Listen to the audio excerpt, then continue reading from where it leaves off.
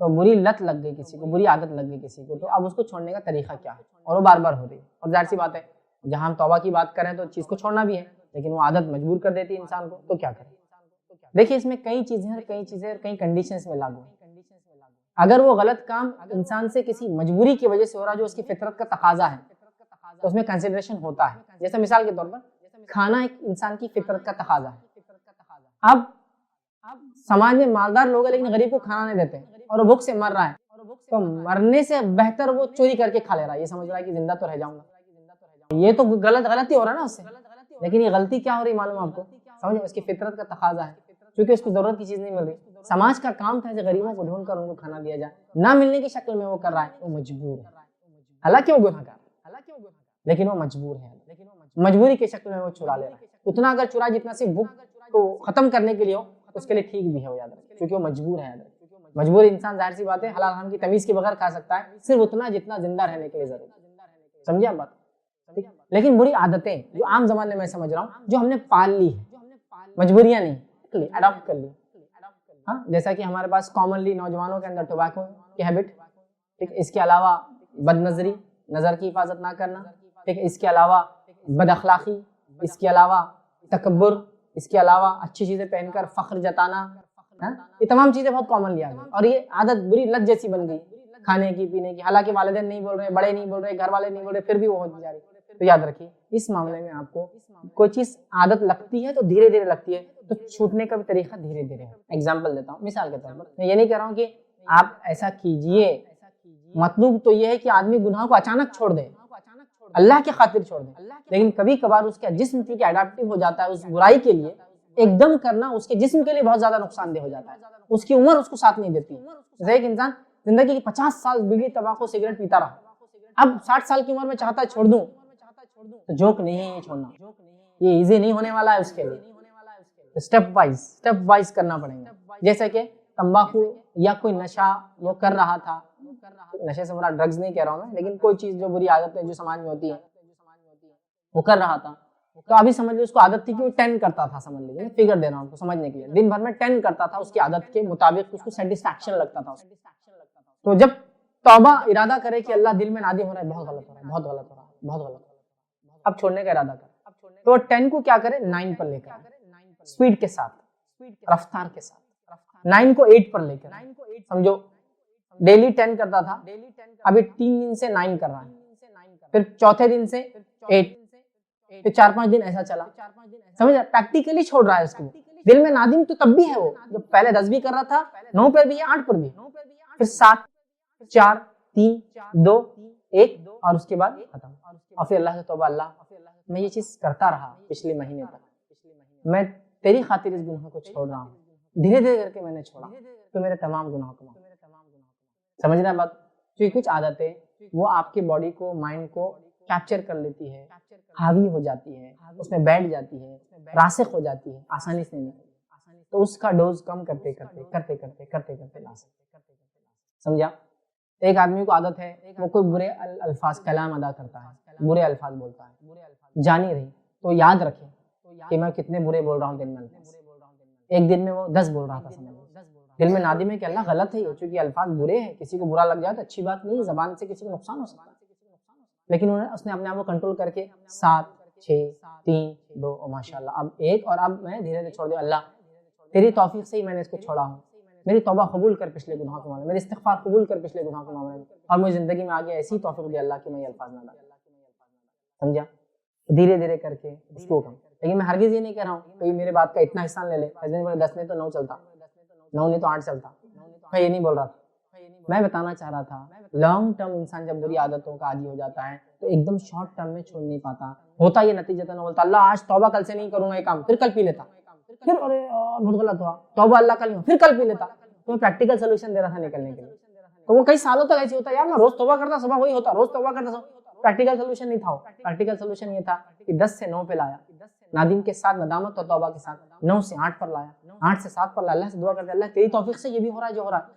6 پر لایا, 5, 3, 2, 1, پھر اس کے بعد توبہ, اللہ اب توفیق تو ہی دے کہ آئندہ کبھی نہ کرے. یہ پریکٹیکل, ورنہ لوگوں نے بہت کوشش کی, سالوں سال بعد بھی وہی زندگی رہی. سمجھے نا بات. تو بہرحال پریکٹیکلی ہو کر.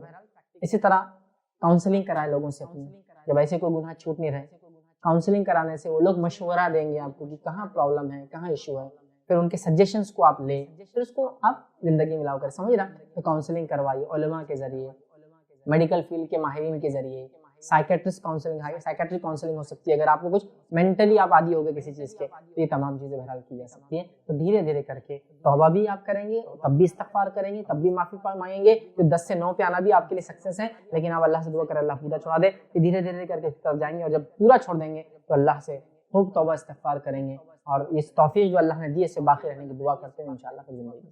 तो इंशाअल्लाह धीरे धीरे ऐसी आदतें फिर आपकी नफ्स से कम होती जाएंगी। फजीलत, अगर ऐसे तो कई फजाइल हम देख चुके हैं, लेकिन तीसरी अगर कोई बड़ी फजीलत ऑर्डर में अगर लें तो ये है जो है शब क़द्र का इस महीने में आना। तो ये एक बहुत बड़ी फजीलत है, याद रखिए। और अल्लाह रब्बुल इज़्ज़त ने इस फजीलत का इजहार अपनी किताब में किया, और पूरा एक सूरा इसके लिए मुंतखब किया, जो कि सूरा नंबर 97 है, सूरतुल क़द्र। और फरमाया कि हमने इस कुरान को लैलतुल क़द्र में नाज़िल किया। वमा अदराका मा लैलतुल क़द्र, कि तुम्हें क्या चीज समझाए लैलतुल क़द्र क्या है। लैलतुल क़द्र खैरुम मिन अल्फ़ि शहर, लैलतुल क़द्र 1000 महीनों से अफजल है। और इसकी एक और खुसूसियत, इसमें उतरते उस रात फरिश्ते और जिब्राइल, ठीक है, और अल्लाह के हुक्म से फरिश्ते और जिब्राइल उतरते, सलामुन हिया हत्ता मतलाइल फज्र, और सुबह होने तक, फज्र तक सलामती ही सलामती इस रात। तो सूरतुल क़द्र में अल्लाह रब्बुल इज़्ज़त ने इस रात की फजीलत खुद बयान कर दी, बल्कि ये इतनी अल्लाह को पसंदीदा रात है कि अल्लाह रब्बुल इज़्ज़त ने अपने आखिरी कलाम कुरान को इसी रात में उतारना शुरू किया। और जो कुरान की आयत है कि हमने कुरान को लैलतुल क़द्र में नाजिल किया, तो उलमा इसकी तफसीर करते और कहते हैं कि कुरान लोहे महफूज से बैतुल इज़्ज़ा नामी एक मुकाम है जो पहले आसमान पे है, इसमें लैलतुल क़द्र में पूरा मुकम्मल उतरा। और उसी रात कुरान की पहली 5 आयतें सूरह अलक़ सूरह नंबर 96 आयत नंबर 1 से लेकर 5, इसी रात वो भी नीचे उतरी, मतलब 7वें आसमान से पहले पर आया पूरा। और उसके बाद पहली 5 आयतें भी इसी रात जिब्राइल अलैहिस्सलातु वस्सलाम लेकर नबी अकरम सल्लल्लाहु अलैहि वसल्लम के पास आए। तो इस रात की फजीलत आप देखिए, इसकी कद्र और मंजिलत देखिए, इसकी अहमियत देखिए कि अल्लाह रब्बुल इज़्ज़त ने अपनी आखिरी किताब को नाजिल करने के लिए इस रात को चुना। और नबी अकरम सल्लल्लाहु अलैहि वसल्लम पर इसी रात जिब्राइल अलैहिस्सलातु वस्सलाम आए और पहली वही लेकर आए, और वो है सूरह अलक़ की पहली 5 आयत। लेकिन ये बड़ी ताज्जुब की बात है, जिस रात को अल्लाह रब्बुल इज़्ज़त ने 1000 महीनों से अफजल कहा, अगर 1000 महीने को तब्दील कर लिया जाए सालों में, फॉर एग्जाम्पल मिसाल के तौर पर, तो 1000 मंथ्स को अगर हम कन्वर्ट कर दे ईयर्स के अंदर, तो ये होता है 83.4 ईयर्स, मतलब 83 साल और 4 महीने। तो गोया 83 साल और 4 महीने के बराबर है इस एक रात की इबादत। अल्हम्दुलिल्लाह। और रात इंसान की सारी पूरी जिंदगी हो सकता ना मिले, हो सकता है वो भी कम हो, 80 साल, 80 साल, 60 साल, 70, 70 साल जी आज के दौर में उम्र जी 80 साल से ज्यादा 83 साल 4 महीने की इबादत का सवाब मिलता है। मुफस्सिरीन इस ताल्लुक से लिखते हैं कि जो अल्लाह ने कहा कि जो शब क़द्र है ये 1000 महीनों से बेहतर है, अल्फ शहर का 1000 महीनों से बेहतर है, तो कहते हैं ये अल्लाह रब्बुल इज़्ज़त ने मिसाल के तौर पे कहा, हजारों हजार महीनों से रात बेहतर है, समझाने के लिए हमको कहा 1000 महीनों से अफजल है। अब अंदाजा लगाइए 83 साल 4 महीने की एक इबादत है, सिर्फ एक रात जागना, रात शुरू होती मगरिब से खत्म होती फजर पर, ठीक है। तो अगर इसको हमने पा लिया और मगरिब से लेकर फजर तक अल्लाह की इबादत कर ली, जो करना चाहिए इस रात के अंदर, तो गोया हमने क्या किया, 83 साल 4 महीने की इबादत कर ली। और मैं समझता हूँ शायद इतनी उम्रें हर शख्स को मिले भी ना कि 80, 83 साल जिए। और तो और ये सिर्फ एक रात की बात हो रही है, और इंसान अपनी जिंदगी में अगर बालिग 10 साल में हो रहा है और उसके बाद 40 साल मतलब 30 साल और जी रहा है, टोटल उम्र 40 साल पा रहा है, तो वह अपनी जिंदगी में ये रात 30 मरतबा पा रहा है। और अगर 50 साल की जिंदगी पा रहा है तो ये रात अपनी जिंदगी में 40 मरतबा पा रहा है। और अगर 60 साल की जिंदगी पा रहा है तो ये रात अपनी जिंदगी 50 बार पा रहा है। और अगर इसी तरह 70 या 80 साल की जिंदगी जी रहा है तो 80 साल के अंदर 70 बार आते पा रहा है। और इसके इस रात के दिए जाने के पीछे एक हिकमत भी उलमा यही बयान करते हैं। कुछ मुफस्सिरीन लिखते हैं इसकी हिकमत ये थी, वाक़या यूं था कि कुछ सहाबा आए और कहा अल्लाह के रसूल सल्लल्लाहु अलैहि वसल्लम, कुछ उम्मतों की और कुछ वाक़यात हमारे सामने ऐसे आ रहे हैं जिनमें इतनी लंबी लंबी उम्रों के तस्करे आ रहे हैं पिछली उम्मतों के, और इतनी लंबी लंबी एज अल्लाह ने उम्रें उनको दी थी। हम लोग तो उनके मुकाबले में, खुद आपने फरमाया कि 60 से 70 साल के बीच की उम्रें हमारी होंगी, तो फिर हम कैसे उनके बराबर इबादत में पहुंचेंगे जबकि वो इतनी लंबी उम्रें पाकर गए हैं। जैसे मिसाल के तौर पर नूह अलैहिस्सलातु वस्सलाम ने 1000 को 50 कम 950 साल अपनी कौम को दावत दी, तो 950 साल तो आपकी जिंदगी हुई ही किसी भी हाल में, इसके अलावा और कितनी थी, तो ये वो पीरियड है जिसमें आपने दावत दी अपनी कौम को। अब जाहिर सी बात है जब इतनी लंबी लंबी उम्रें उस जमाने में हुआ करती कि 900 साल 950 साल 1000 साल के ताल्लुक से तस्करे आते हैं, تو پھر صحابہ کو لگا ہماری زندگی تو کچھ بھی نہیں، 60-70 سال تو کچھ بھی نہیں ہے. تو تب علماء لکھتے ہیں کہ اللہ رب العزت نے کمپنسیشن کے طور پر کہ اس امت کو عمریں کم ملی ہے تو کمپنسیشن یہ دیا کہ شب قدر دے دو ان کو، تاکہ شب قدر پا کر 1 سال پالی 83 سال کا ثواب، ایک موٹا حساب 80 لے لیجیے، لیٹر میں نہ جاتے 80 پکڑ لیجیے، 2 بار پالی 160 سال، 3 بار پالی انسان نے 240 سال، 4 بار پالی 320 سال. اب مجھے بتائیے 10 بار پالی 800 سال، 800 سال کی زندگی کیا ملنے والی ہے کیا ہم کو؟ نہیں. اور 20 راتیں پالی 1600 سال. یہ تو ہم ایک دم رفلی کر رہے ہیں، یہ تو 83 سال 4 مہینے کو کریں گے تو وہ تو زیادہ ہو جائیں گے. اور اسی طرح 30 راتیں پالی تو 2400 سال. مطلب آپ صرف ثواب کو سوچئے، اتنی کم عمر میں بھی ہم اپنی عمر کو کم پاتے ہوئے بھی عبادت کو ملٹیپل ٹائمز کر سکتے ہیں، اور ہر سال شب قدر کو پا کر اپنی عمر تو کم ہوں گی لیکن اس سے کئی درجے زیادہ اجر و ثواب اللہ تعالیٰ سے اس رات میں پا سکتے ہیں. لیکن یہ بھی بڑی افسوس کی بات ہے شب قدر ہمارے سماج میں کیسی منائی جاتی ہے. میں سمجھتا ہوں بہت زیادہ تفصیل میں جانے کی ضرورت نہیں ہے. شب قدر کا جو طریقہ اور نظم ہم نے بنا لیا ہے ہمارے سماج میں وہ یہ ہے کہ شب قدر عموماً جنرلی بازاروں میں گھومنے پھرنے میں، مالز میں جانے میں، اسی طرح جو ہے گھر سے باہر سیر و تفریح کے اندر ضائع کی جاتی ہے. جبکہ رات مغرب سے شروع ہوتی ہے، ٹھیک ہے، ہم لوگ سمجھتے ہیں رات 12 بجے سے چالو ہوتی ہے، یہ انگلش کیلنڈر فالو کرتے ہیں نا، گریگورین تو رات میں 12 بجے شروع ہوتی ہے، لہٰذا ہم سمجھ رہے ہیں کہ رات سے 12. ارے بھائی مغرب سے شروع ہو رہی، تو آپ کے افطار کرنے سے لے کر مغرب کی نماز، عشاء کی نماز، وہ رات کی تراویح اور اس کے بعد کی پوری رات فجر تک، یہ ساری چیزیں شب قدر کے اندر آ رہی ہیں. تو اس رات کو ہم کو صحیح یوٹیلائز کرنا ہے. یاد رکھیے، ایک تو اس کو تلاش کرنا ہے، ہم تلاش نہیں کرتے اور ایک دن منا لیتے ہیں سیلف ڈیفائنڈ ایک دن. اور اس کے بھی منانے کا طریقہ یہ کہ رات میں پہلے تو تیاریاں ہوتی ہیں، یہ آج شب قدر ہے. کچھ نوجوان ہمارے کھیل کود کی پریکٹس کی تیاری کر لیتے، بیڈمنٹن ہے، شٹل کاک ہے اور فٹ بال ہے، کھیلیں گے تاکہ رات میں لوگوں کو تکلیف بھی دیں گے، خود تو عبادت نہیں کریں گے، دوسروں کو بھی نہیں کرنے دیں گے.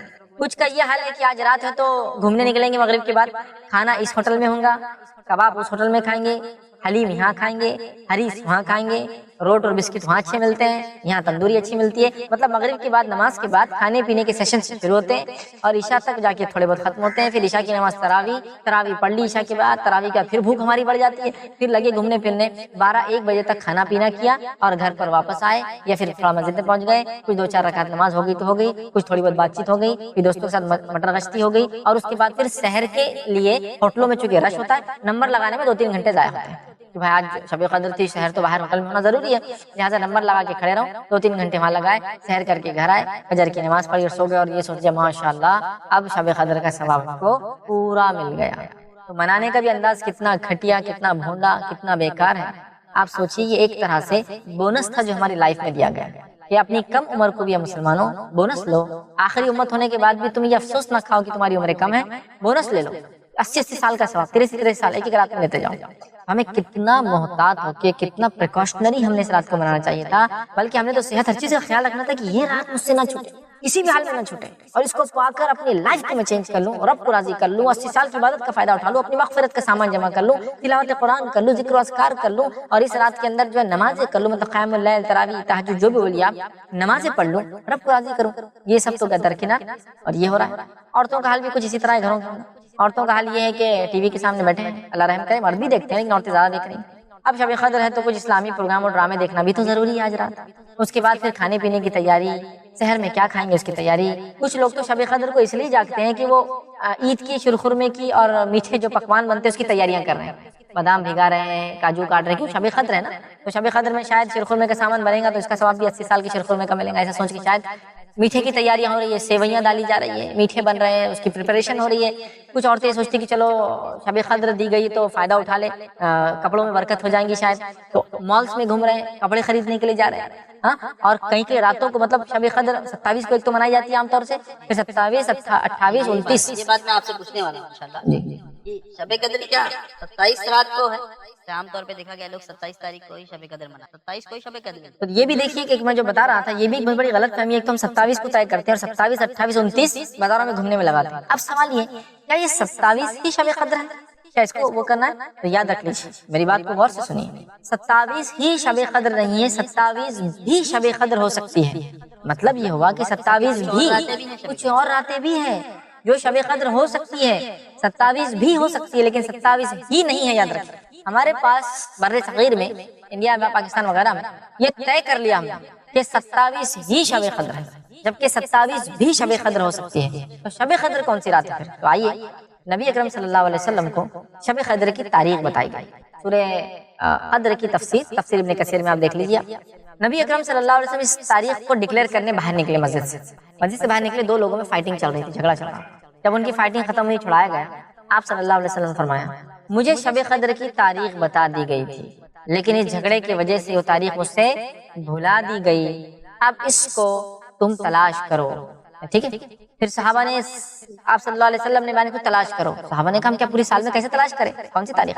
پھر کہا اسے رمضان میں تلاش کرو. پھر کہا رمضان کے آخری عشرے میں تلاش کرو. اور پھر کہا رمضان کے آخری عشرے کی طاق راتوں میں, آڈ نائٹس میں تلاش کرو. تو شب قدر جس میں قرآن نازل ہوا تھا, یہ کون سی رات ہے اب ہم کو ڈھونڈنا ہے. وہ 21 کی رات بھی ہو سکتی ہے, وہ 23 کی رات بھی ہو سکتی ہے, وہ 25 کی رات بھی ہو سکتی ہے, وہ 27 کی رات بھی ہو سکتی ہے, اور وہ 29 کی رات بھی ہو سکتی ہے. 5 راتوں میں سے کوئی ایک رات ہے شب قدر. تو شب قدر کو صرف 27 کو منانا ایک بہت بڑی غلط فہمی اور ایک بہت بڑے ثواب کو ضائع کرنے کا ذریعہ بن جائیں گے, یاد رکھیے. تو یہ 5 راتوں میں سے کوئی ایک رات ہو سکتی ہے, یاد رکھیے, یہ بات واضح ہے. لیکن ہم نے ایک تو پہلے تو طے کر لیا کہ 27 ہی ہے. اس کے بعد اس کو 27 کو کیسے جاگ کر مناتے ہیں, میں نے آپ کو طریقہ بھی بتا دیا اس سے پہلے. مطلب یہ آخر کیا وجہ ہے کہ لوگوں نے اس کو 27 طے کر لیا, جبکہ آپ نے بتایا کہ اللہ کے رسول صلی اللہ علیہ وسلم جی اور پھر کہ اللہ کے رسول صلی اللہ علیہ وسلم کے 5 راتوں میں تلاش کرو, 5 طاق راتوں میں. تو لوگوں نے 27 کیوں اس کو طے کر لیا کہ 27؟ دیکھیے, اصل نبی اکرم صلی اللہ علیہ وسلم نے کچھ صحابہ کو کچھ باتیں بتائی تھی, یہ ہو سکتی ہے, یہ ہو سکتی ہے, یہ علامت ہو سکتی ہے. تو کچھ صحابہ کے ساتھ 27 کو علامت ہوئی, کچھ کے ساتھ 21 کو علامت ہوئی, سمجھ رہے آپ. لیکن ہمارے پاس 27 کو بڑا مضبوطی سے پکڑ لیا گیا ہے. حالانکہ ایک علامت 21 کی بھی بڑی واضح ہے. ایک صحابی کو آپ صلی اللہ علیہ وسلم فرمایا جب تم قدر جس رات ہوں گی اس روز بارش ہوگی. اور وہ کہتے ہیں اس رات میں مسجد نبوی میں نماز پڑھ رہا تھا, اور چونکہ مسجد نبی کھجور کے پتے ڈالے ہوئے تھے, پانی ٹپکا, اور جہاں میں سجدہ کر رہا تھا وہاں نمی آ گیا, مطلب گیلا پن آ گیا. تو 21 کی رات بھی ہو سکتی, 25 بھی ہو سکتی, 23 بھی ہو سکتی, 27 بھی, 29 بھی. لیکن ہمارے پاس نہ جانے کیوں 27 کو بڑا مضبوطی سے پکڑ لیا گیا ہے اور ڈکلیئر کر دیا گیا شب قدر, مطلب نون. یہاں صحابہ پوری زندگی آخری عشرے میں اس رات کو تلاش کر رہے ہیں, اور ہم انڈینس یہ کہہ رہے ہیں الحمدللہ ہم کو 27 دے دی گئی, اب آپ جو ہے جا کر ڈھونڈتے رہیے, ہم کو پتا چل گیا. تعجب, امیزنگ.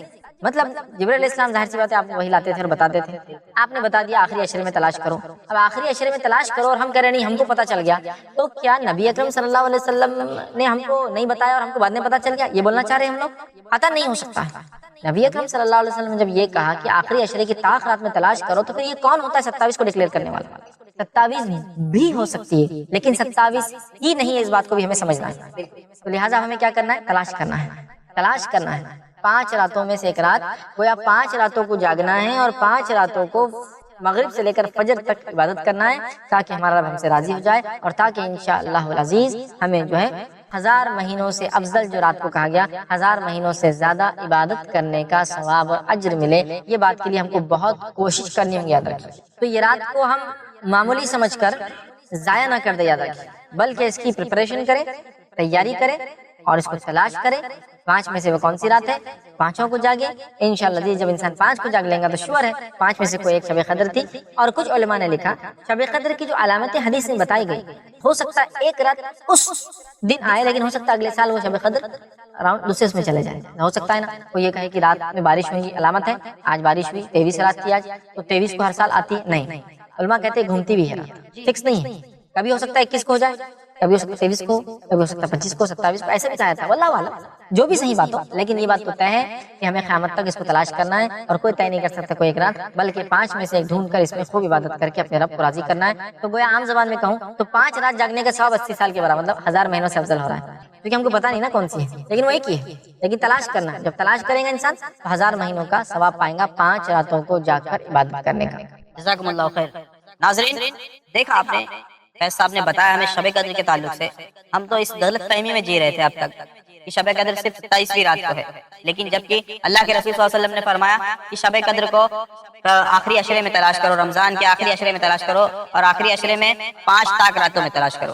اور ایک اور بہت ہی اہم بات بتائی فیض صاحب نے کہ شب قدر کی رات کب کسی سال 21 کو آ سکتی ہے، کسی سال 23 کو آ سکتی ہے، کسی سال 25 کو بھی آ سکتی ہے، کسی کو 27 کو آ سکتی ہے، کسی سال 29 کو آ سکتی ہے، اور یہ رات گھومتی رہتی ہے، یعنی خالی 21 کو نہیں ہو سکتی، خالی 23 کو نہیں ہو سکتی، خالی 25 کو نہیں ہو سکتی، خالی 29 کو نہیں ہو سکتی، یہ رات گھومتی رہتی ہے، یعنی ہمیں پانچوں راتوں کو جاگ کر اس میں تلاش کرنا ہے، اور پھر انشاءاللہ اللہ تعالیٰ ہماری اس عبادت کو قبول کرے گا۔ ناظرین، جیسا کہ آج ہمارے معاشرے میں شب قدر منائی جاتی ہے، یہ اس کا بالکل بھی صحیح طریقہ نہیں ہے۔ شب قدر کا مطلب ہے کہ آپ اس رات میں اللہ تعالیٰ کی پرتہ دل سے عبادت کریں، اور شب قدر کی رات سٹارٹ ہوتی ہے آپ کی افطار سے آپ کی سحری تک۔ آئیے ناظرین، کچھ اور باتیں شب قدر کے تعلق سے فیض صاحب سے جانتے ہیں۔ فیض صاحب، ہمارے معاشرے میں دیکھا گیا ہے کہ شب قدر کا لوگوں کا منانے کا جو طریقہ ہے، شب قدر کی رات میں جھنڈے وغیرہ بھی لوگ لگاتے ہیں، رات میں لائٹنگ وغیرہ، اور میں نے تو کئی جگہ دیکھا ہے کہ نعوذ باللہ کی گانے وغیرہ قوالیاں بھی لگائی۔ تو یہ ساری چیزیں کیا اس کے بدلے میں، یا تو مجھے تو لگتا ہے کہ یہ ساری چیزوں کرنے سے تو لوگ گناہ میں ملوث ہو جا رہے ہیں، الٹا جاگنے کے بجائے ثواب پانے کے بجائے۔ دیکھیے، ہمارے پاس جو ہم دیکھتے ہیں شب قدر کو مختلف طریقوں سے ضائع کیا جاتا ہے۔ اس میں سے ایک طریقہ یہ بھی ہے کہ بولتے ہیں کہ تنزل الملائکۃ والروح، اترتے سے رات جو ہے جبرائیل علیہ السلام اور فرشتے، تو وہ کہتے ہیں چونکہ فرشتے جبرائیل علیہ السلام آتے ہیں تو ہم گھروں پہ جھنڈے لگائیں گے تاکہ انہیں پتہ چل جائے کہ مسلمان کا گھر ہے۔ اب یہ بات کہاں سے نکالی؟ اللہ رحم کرے، کیا فرشتوں کو یہ جھنڈے ونڈے بتانے کی تھوڑی ضرورت ہے؟ فرشتوں کو اللہ تعالیٰ علم دیتا ہے کہ کیا ہے کون مومن بندے ہے کون نہیں، یاد رکھیے جی، ٹھیک ہے۔ ان کو تو کچھ ایسی بھی صلاحیت اللہ نے دے رکھی ہے کہ مومن بندہ جب نیکی کرتا ہے تو اللہ انفارم دے کر دیتا ہے ان کو، اور وہ نیکی کو لکھ لیتے ہیں، خالی دل میں سوچتا ہے تو یہ بھی صلاحیت دے رکھی ہے اللہ نے۔ تو لہٰذا شب قدر کو ضائع کرنے کا طریقہ جھنڈے لگانا، رونقیں کرنا، مسجدوں کو سجانا، مسجدوں میں پھول لگانا، مسجدوں کو لائٹنگ لگانا، مسجدوں کو رنگ روغن کرنا، راستوں پہ لوگوں کو کھانا کھلانا روک روک کر، ٹھیک ہے، اپنی عبادت کرنا ہے بھائی، یہ روک روک کر کھانا کھلا رہے ہیں آپ، ٹھیک ہے۔ اسی طرح جو ہے لوگ جو ہے مختلف قسم کے پروگرامز کرتے ہیں، بازاروں میں گھومتے ہیں، گھروں کو سجاتے ہیں، یہ تمام چیزیں نہیں ہیں بھائی۔ اس رات عبادت کرنا ہے، اور عبادت ایک مخصوص چیز ہے، تلاوت قرآن کے ذریعے آپ کیجیے، اور بہت ساری چیزیں جو اس رات میں کی جا سکتی ہے، تو وہ تمام چیزوں کو چھوڑ کر ہم لگے ہیں اس طرح سے، تو یہ بہرحال بالکل طریقہ نہیں ہے۔ پھر آپ نے جیسا کہا کہ گانے بجانے کی بھی، میوزیکل انسٹرومنٹ کے استعمال والی بھی چیزیں ہو رہی، اور گانے بج رہے ہیں، اور کئی جگہ پتہ نہیں ترانے پڑے جا رہے ہیں مختلف قسم کی، جس میں برائیاں ہیں، اللہ رحم کرے۔ تو یہ ساری چیزوں کے ذریعے ہم اس رات کو جو ہے ضائع کر دیتے ہیں، جبکہ ہمیں اگر یہ رات ملتی ہے تو اس میں عبادت کر کے اپنے رب کو راضی کرنا چاہیے۔ دیکھیے، جو آپ نے سوال کیا کہ شب قدر کو ہم کیا عبادت کریں، بڑا اہم سوال ہے، کیا کیا کریں شب قدر۔ تو اب میں نے جیسا بتایا، رات شروع ہوتی ہے مغرب سے لے کر تو فجر تک، اس میں دو نمازیں تو آ گئی، مغرب آ گئی، سورج غروب ہو گیا، رات چالو ہو گئی، مغرب آ گئی اور عشاء آ گئی۔ اس کے علاوہ رمضان کا مہینہ ہے، تراویح ہم پڑھتے ہیں، تو تراویح کی نماز بھی اس میں شامل ہوگی، مطلب قیام جس کو کہیں گے، رات کی نماز جس میں ہم کھڑے ہو رہے ہیں وہ بھی شامل ہوگی۔ اس کے علاوہ ہم تہجد پڑھ سکتے ہیں جو کہ سب سے افضل نفل عبادت ہے۔ اپنے وقت کے بادشاہ کی فتنے سے محفوظ رہے جس نے اپنے آپ کو معبود، رب، گاڈ ڈکلیئر کرے۔ پورا واقعہ نا اصحاب کہف، دا پیپل آف دا کیو، غار والے لوگ ہیں نا، پورا واقعہ اسی سے لفظ سورت کا نام بھی کہف آتا۔ سورہ نمبر 18، جو اس کی 10 آیتوں کا حفظ کر لیں گا اور اس کی تلاوت کریں گا، فتنہ دجال سے بچ جائیں گا۔ اور آپ کو پتا ہے فتنہ دجال کیا ہے؟ فتنہ دجال وہ فتنہ ہے جس کے تعلق حدیث میں آتا ہے کہ آدم علیہ الصلوۃ والسلام اور نوح علیہ الصلوۃ والسلام نے اپنی قوم کو اس سے ڈرایا، حالانکہ ان کے زمانے میں آنے والا نہیں تھا، آخری نبی کے آئے تک نہیں آنے والا تھا، ہے نا، اور آخری نبی کی دور میں بھی نہیں آنے والا تھا، ان کے امتیوں میں آنے والا تھا، اور وہ بھی ہر امتی پہ نہیں آنے والا تھا، جو زمانے کے آخر وقت میں رہیں گے، جو ایمان کے اعتبار سے بڑے کمزور ہوں گے، تو ان میں جو مضبوط ہوں گے وہ بچ جائیں گے، ٹیسٹ ہوگا ایک طرح سے، امتحان۔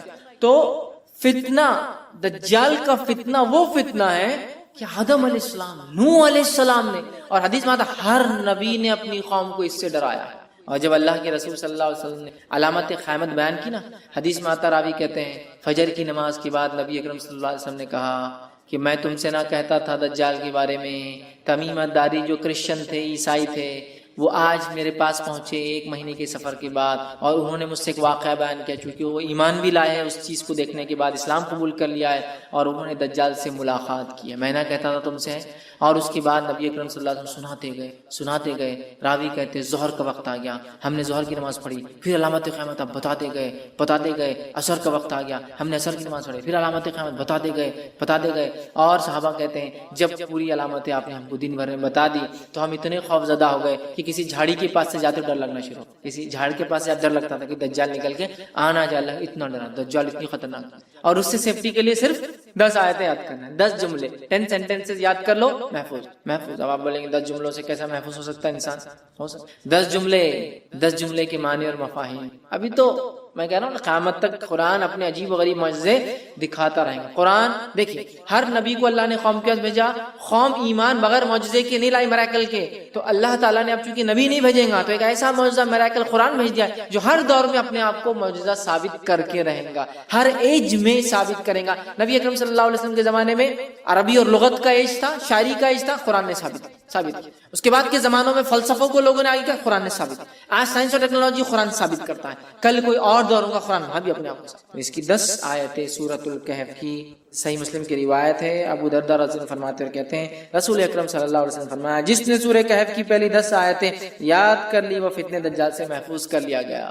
یاد کرو، سمجھو اس کو، اس کے معنی مفہوم پہ غور کرو، فتنہ دجال سے انشاءاللہ ہم بچ جائیں گے. ٹھیک ہے. اسی طرح جو ہے سورہ کہف کی آخری 10 آیت تلاوت کرنے والا فتنہ دجال سے محفوظ رہے گا. پہلی 10 آیتیں یاد کرنے والا، آخری 10 آیتیں تلاوت کرنے والا محفوظ رہے گا. یاد بھی کر لے، یاد کرنا ہے تو مسئلہ نہیں. اور کچھ علماء لکھتے ہیں ہو سکتا ہے دونوں سے فائدہ، واللہ عالم. چونکہ طبرانی کی روایت میں الفاظ اس طرح سے، ابو سعید خدری رضی اللہ عنہ راوی کہتے ہیں رسول اللہ صلی اللہ علیہ وسلم فرمایا جس نے سورۃ الکہف کو اس طرح پڑھی جس طرح نازل ہوئی تو وہ اس کے لیے قیامت کے روز نور ہوں گی. مکہ سے لے کر جس جگہ وہ رہتا وہاں تک کے لیے نور، انڈیا سے وہاں پڑھے تو وہاں تک اتنا بڑا نور رہے گا. جس جگہ سے مکہ تک اتنا بڑا نور اس کے لیے ثابت ہوگا. اور جس نے سورہ کہف کی آخری 10 آیتیں پڑھی فتنہ دجال سے اس سے کوئی نقصان نہیں پہنچے گا.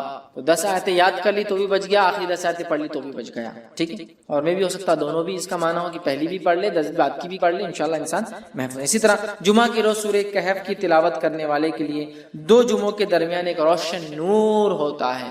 2 جمعے کے درمیان روشن نور ہوتا ہے. یہ حاکم اور بیہقی کی روایت ہے. اسی طرح جو ہے سورہ کہف کے بعد سورہ فتح، سورہ فتح یہ قرآن کی 48 نمبر کی سورت 48. ٹھیک ہے.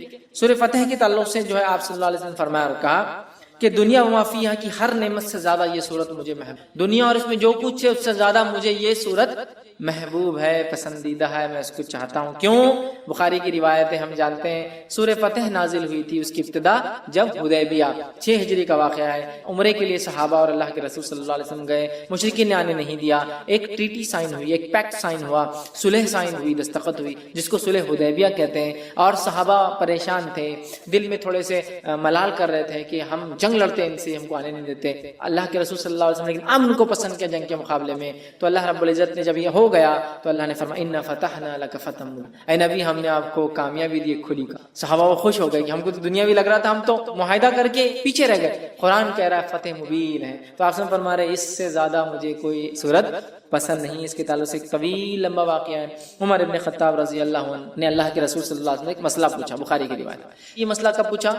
جب آپ نبی اکرم صلی اللہ علیہ وسلم تھوڑی سی پہلے بحث کر چکے تھے. واقعہ معلوم ہے نا؟ حضرت عمر رضی اللہ عنہ آئے، اللہ کے رسول صلی اللہ علیہ وسلم کہا کہ اللہ کے رسول صلی اللہ علیہ وسلم کے ہم حق پر نہیں ہیں. آپ نے کہا تو ہم لڑتے کیوں نہیں، کیوں صلح ہو رہی ہے؟ آپ سے خاموش. پھر گئے ابوبکر صدیق رضی اللہ عنہ کے پاس، کا مسئلہ کیا ہے؟ ہم حق پر نہیں ہے تو کہا ہے، پھر لڑتے کیوں نہیں؟ ابوبکر صدیق خاموش رہے کہ اللہ کے رسول خاموشی اختیار کی نا، مل گیا نا جواب.